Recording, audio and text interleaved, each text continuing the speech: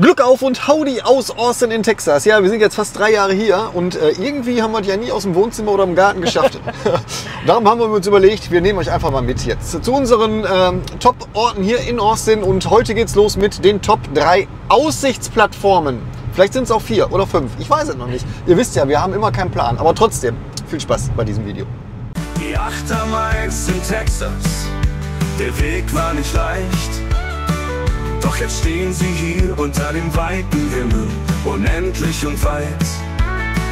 Von der Kohle zum Staub, vom Bergwerk zum Wind, Texas ist jetzt hier zu Hause, wo der neue Traum beginnt. So, unsere erste Anfahrt ist der Mount Bonnell. Mount und Texas, das passt ja einfach gar nicht zusammen. Oder Berge hier in Texas, im flachen Land. Aber es gibt tatsächlich einen Mount Bonnell hier. Und der ist 20 Minuten von unserer Heimat, von unserer Base entfernt. Und während ich früher in Deutschland gesagt hätte, 20 Minuten bist du bekloppt, wie weit das ist, denke ich hier so, ach, das ist um die Ecke. Ja. Mein Auto möchte übrigens Wischwasser haben, falls ihr das gehört habt. Ja, Mount Bonnell.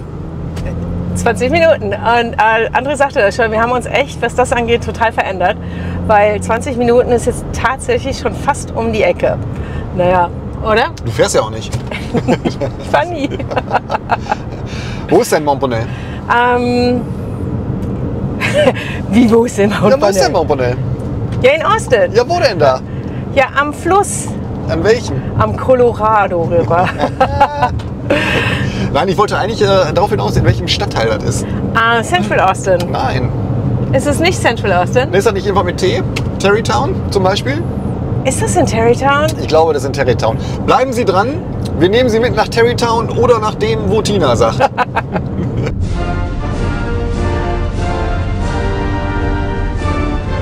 Ich sehe gerade hier, die Ausfahrt ist die 35. Straße. Also wir kommen quasi von Süden hoch Richtung Downtown und fahren an der 35. Straße raus.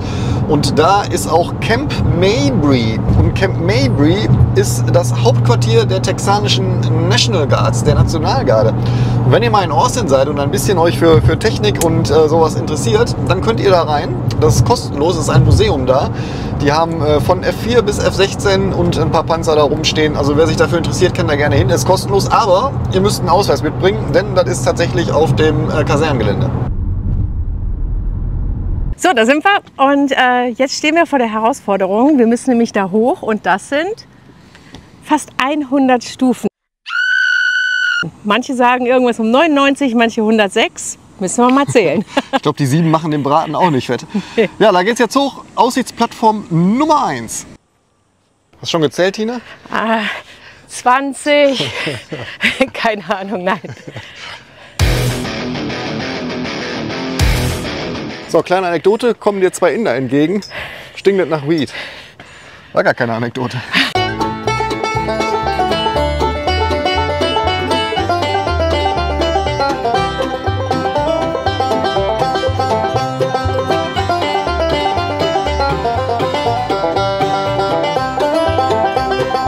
Ich bin gerade sehr, sehr arm. Sehr arm. Ja, also wir haben jetzt quasi auf Elon Musks Haus geguckt. Natürlich mit Seelage. Die ganzen Promis, die ganzen Reichen dieser Stadt, die wohnen genau gegenüber. Ist gar nicht touristisch hier, oder? Kein bisschen. Und auch überhaupt nicht heiß. Ist gefühlte 100 Grad heute. Ja, ist 100 Grad. Nein, aber ich meine Celsius. Oh, nee, ist 100 Grad Fahrenheit. Ich lieb's wirklich. Schau mal da vorne. Das ist so schön. Ja, Downtown. Also die Sicht hier ist tatsächlich sensationell. Also wenn ihr hier seid, Mount Bonnell. Wir wollen euch jetzt noch ein bisschen Wissenswertes über Mount Bonnell and the Balcones Escarpment mitgeben. Aber wir haben entschieden, wir reden ein bisschen über Krankenversicherung.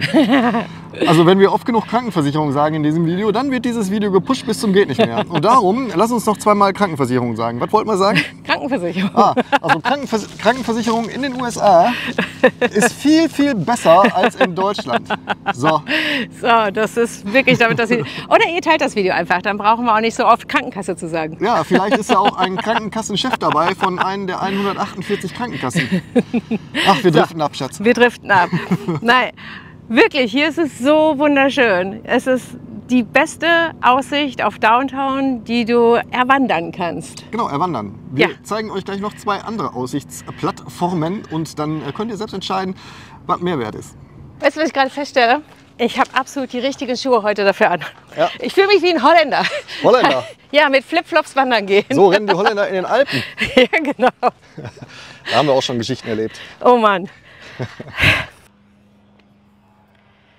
So, im Hintergrund, da seht ihr die berühmte Pennybacker Bridge. Oder wie nennt man die hier? 360 Loop Pennybacker Bridge, genau. So, und da ist unsere nächste Aussichtsplattform. Da gibt es keine Stufen, da gibt es nur so einen Kletterweg hoch. Ne? Genau, da müssen wir für euch kraxeln. Ich schwitze ein bisschen. Ich auch. Woran liegt das? Dass wir fast 100 Grad haben. Hatten wir schon erwähnt, dass die Krankenkassen... Alter Schwede. So, wir fahren los. Und zwar geht es zur Pennybacker Bridge. Haben wir, glaube ich, schon 1000-mal erzählt. Das ist die berühmte Brücke mit dem Bogen.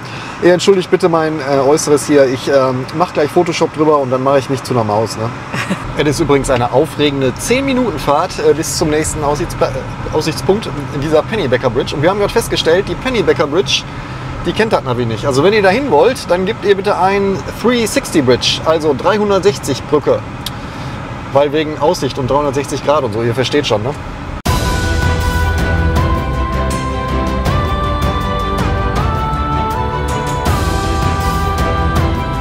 So, wir sind angekommen und zwar ist das hier der Parkplatz. Ihr seht direkt an der 360 und jetzt werdet ihr wissen, warum die Brücke 360 Bridge heißt. Und hier ist der Parkplatz. Naja, Parkplatz ist ein bisschen zu viel gesagt, oder? Ich meine, das ist einfach nur eine Ausbuchtung und ihr könnt da tatsächlich parken. Auch wenn das so aussieht, als ob ihr es nicht machen dürftet, macht es. Es ist ein Randstreifen.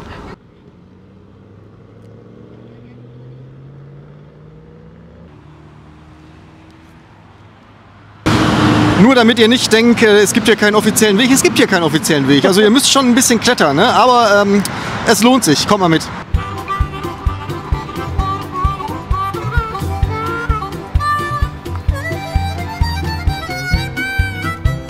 Und Leute, mal ehrlich, tut euch einen Gefallen, zieht keine Flipflops an hier.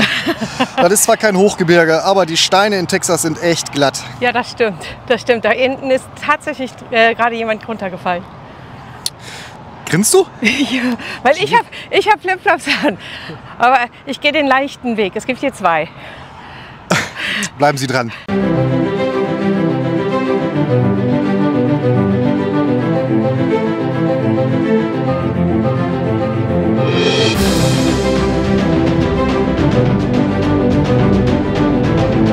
Sag doch mal ehrlich, ist doch geil, oder? Ist super schön. Also es ist mit einer meiner liebsten Aussichten hier. Zum Glück haben wir gutes Wetter. Zum Glück haben wir fast 100 Grad. Und zum Glück sind wir krankenversichert. Ich lasse es. Versprochen.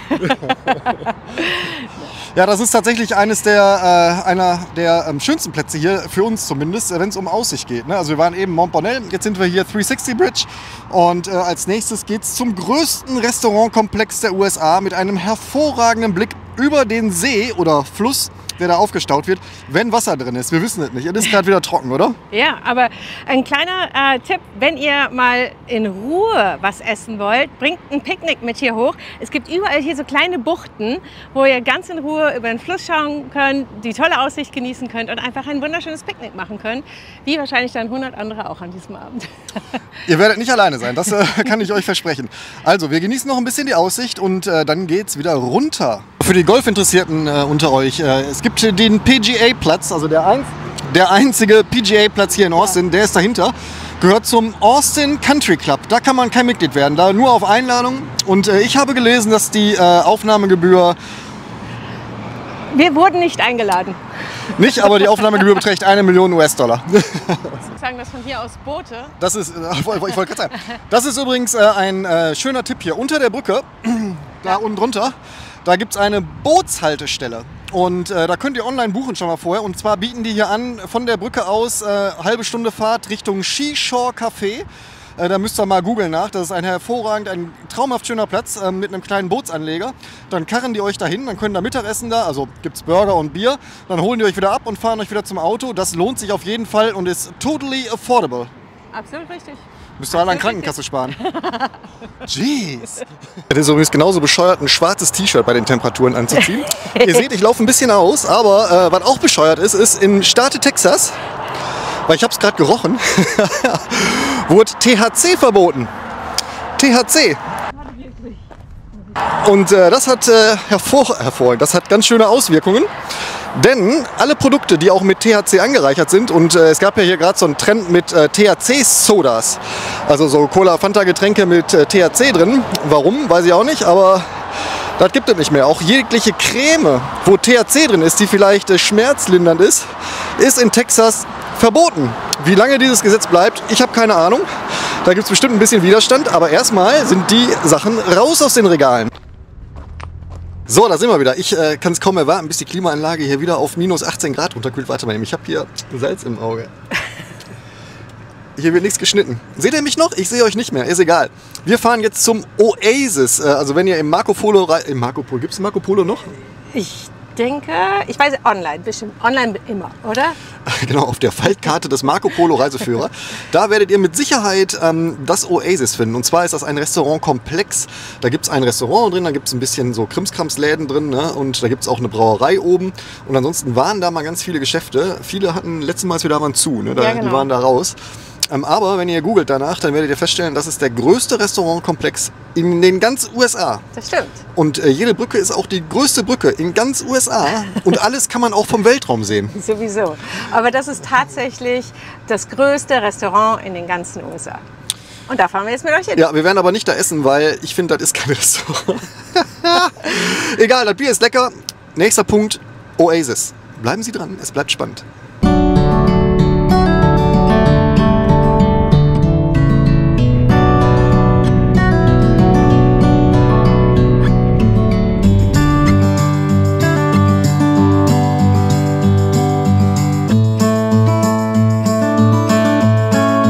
Hintergrund ist jetzt nur suboptimal, ne?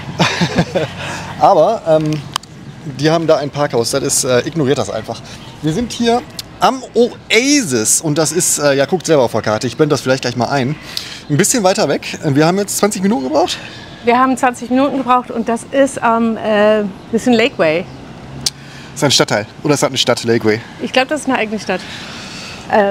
Müsst ihr selbst nachgucken, ich habe jetzt keine Lust nachzugucken. Also, das lohnt sich auf jeden Fall hier. Das ist total touristisch.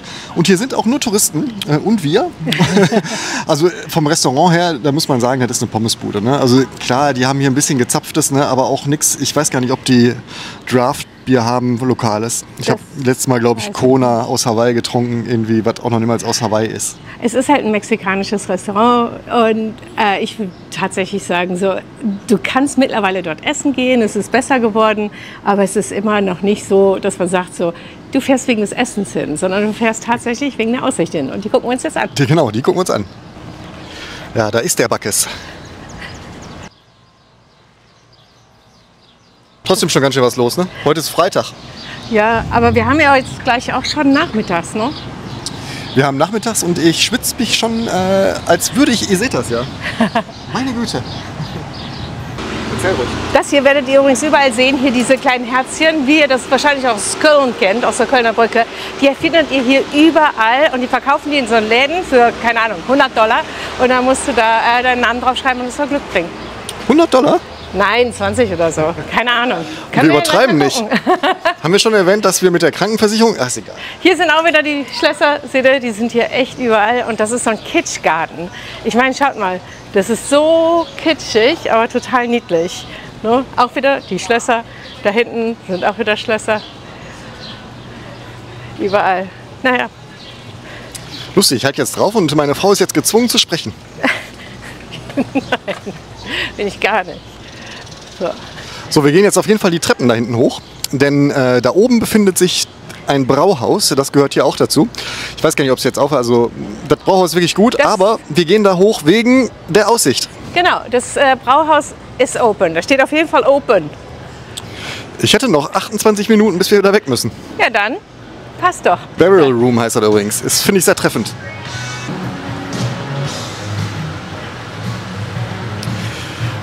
Da geht's runter. Das ist so schön. Und wir haben jede Menge Wasser. Hat ja auch viel geregnet in der letzten Zeit. Manche sagen so, manche sagen so. Tada!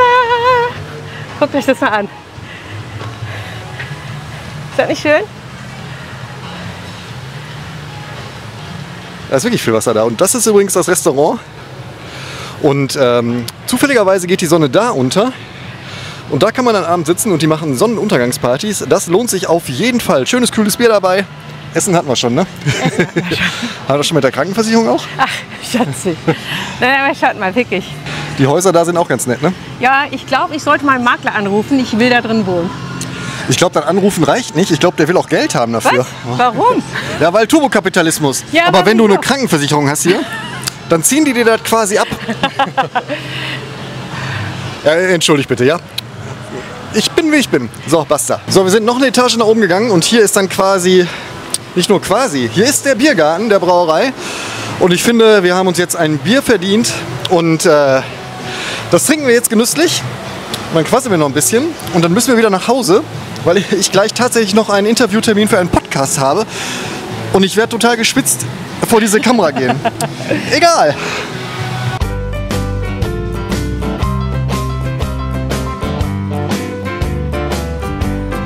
Da standen wir übrigens gerade. Mutti filmt noch und ich hole mir schon mal ein Bierchen.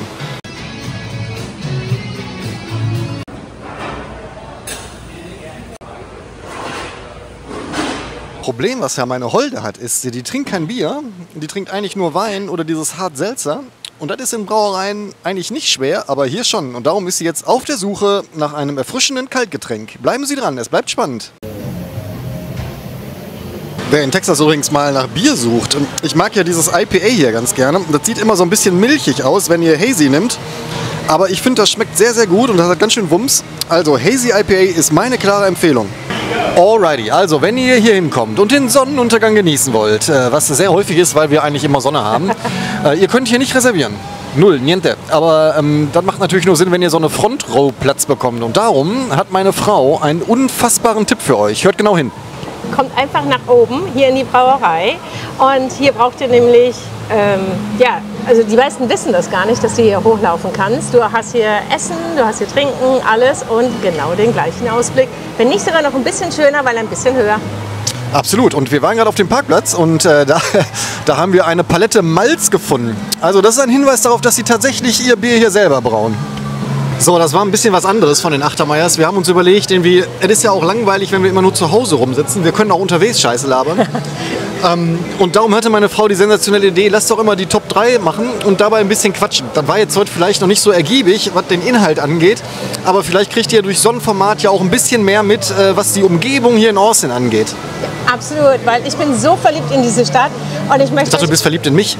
Das auch, aber ich bin auch so verliebt in die Stadt, dass ich euch unbedingt alles zeigen möchte, was ich so gerne mag und wo wir gerne sind.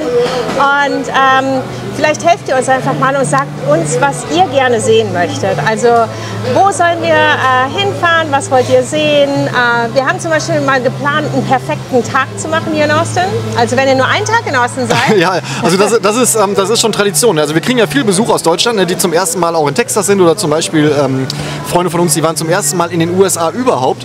So, und dann haben wir so ein ganz spezielles Programm für die, damit die so langsam reinkommen in die amerikanische Kultur hier.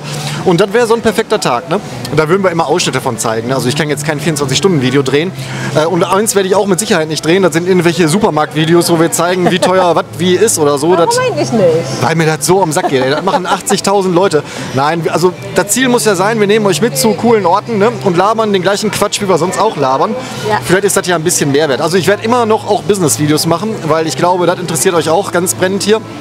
Und ich habe da schon eine Idee. Ich sag nur Lawsuit. Oh. Jetzt hast du aber da wirklich was losgelassen. Ja. Wir werden sehen, worauf hat das hinaus. Auf jeden Fall, uns hat es Spaß gemacht heute. Ja, es ist zwar sehr, sehr warm und ich Bekloppter habe auch noch ein schwarzes T-Shirt an. Trotzdem war das eine ganz coole Aktion hier. Ich hoffe, ihr konntet ein bisschen Umgebung sehen. Ich schneide euch ein bisschen was zusammen und dann gehen wir in den Samstag und in den Sonntag. Ihr habt ja Pfingsten, ihr habt also Montag auch noch frei. Der Deutsche hatte auch Brückentag wahrscheinlich, Dienstag und Mittwoch, oder? Dienstag auf jeden Fall, das weiß ich noch. Die Schule hatte Dienstag immer frei. Ja. Und dann machen wir noch mal ein Video über Krankenkassen. Nein, machen wir ganz bestimmt nicht. Und wir machen auch kein Video über Arbeitslosenversicherung und so ein Quatsch alles. Wir machen aber ein Video über unser Leben hier und über das Leben in Amerika und wie die Presse euch das falsch vermittelt. Absolut. Bevor ich aber abdrifte, sage ich jetzt Tschüss. Also ihr folgt uns jetzt bitte. Bitte folgen.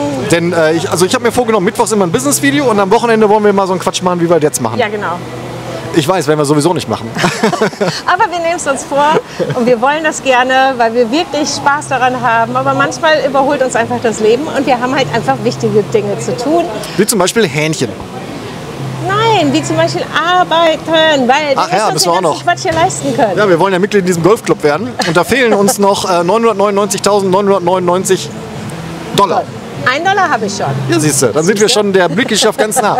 Also in diesem Sinne, schön, dass ihr dabei seid. Ich hoffe, ihr hattet ein bisschen Spaß und wir sehen uns Mittwoch zum Business-Video. Ciao.